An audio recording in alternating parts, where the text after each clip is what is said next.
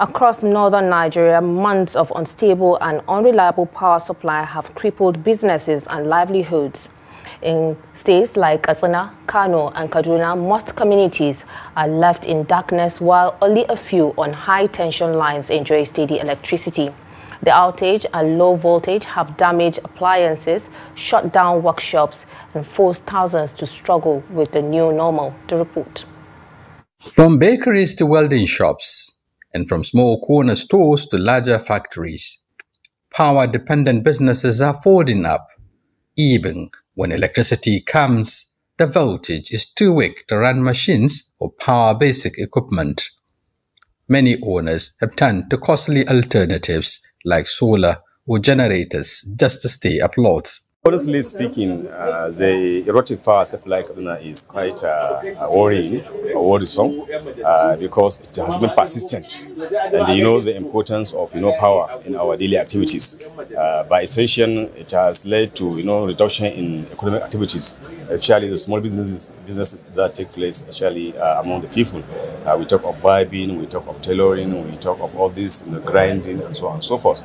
And I believe there are many calls from different quarters calling on those responsible for the improvement in the power supply. But I can say there is no much improvement as far as this supply is concerned. Actually, as a resident of Katsina local government, I want to tell you that we have a very, very terrible experience. There is acute shortage of power supply in our area in Katsina local government. I want to tell you, as you are speaking with me now, our area spent more than 6 days without light. Only it was brought yesterday. And this has been the consistent experience we are having in Katsina local government. And then generally we understand that the performance of KEDCO, that is Kano Distribution Company of Nigeria, is one of the worst among all other distribution companies we are having in Nigeria. You know, KEDCO is taking care of Kano, Katsina, and Jigawa State. And I want to believe that they are not doing anything good and their performance is very poor. There is need for people, the stakeholders, to intervene in this particular distribution company. Taking into consideration, you cannot lay a complaint to them, a common where they cannot solve a problem of it. Every single people or members of the community have to provide their problems and have to solve their problems by themselves. So actually the issue of power supply in Katsina local government, particularly in the area where I reside, is terrible, and we hope that there is going to be a significant improvement as soon as possible. How does that affect the social and economic lives of the people? You see, obviously it has crippled economic activities around the area, more especially at micro and small scale levels, because this power is what our women at home are using to use their refrigerators, to do some businesses of ice block selling, and other drinks. And also the people that are the welders, those that are doing the business of welder, they so much consider that as one of the source of earning their day-to-day income. If it's not there, they cannot be able to do. You find out that this acute shortage of power is greatly affecting the issue of small and medium-scale businesses. Frustrated voices of business owners capture the losses and hardship they face daily. The impact goes beyond shops. Government offices and private institutions are also running an alternative power. For many in Katsina, survival has become about improvisation, not growth. When contacted, the Katsina Regional Manager of KEDCO, Aminu Ibrahim Bakori, declined to speak, asking Trust TV to write to the headquarters for clearance before granting interviews. In Kano, the story varies. Many homes across the city live with epileptic supply. But some businesses linked to the 33 kVA line enjoy relative stability.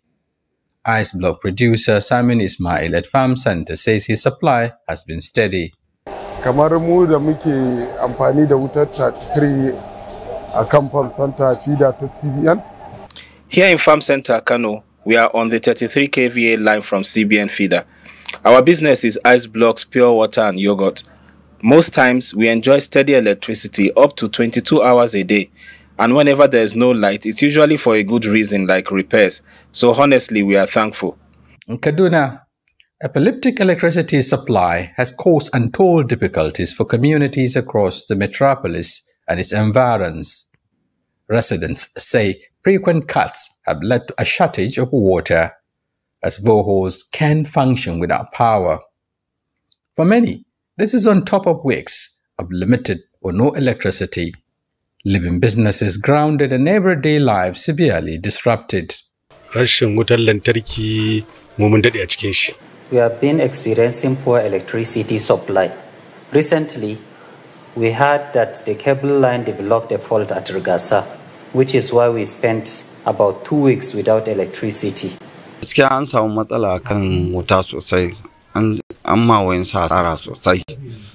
To be honest, we are facing difficulties accessing water from the boreholes. We are forced to fetch water from the river instead. We went without electricity for about 2 weeks, and small businesses are still incurring losses due to lack of power supply. Across the region, unreliable supply has become the bane of Nigeria's economy. Power generation companies, while commending government efforts to stabilize the market, warn that the sector is under enormous financial and operational pressure. They caution that without urgent reforms, the system could collapse further with grave implications for development, stability, and investor confidence.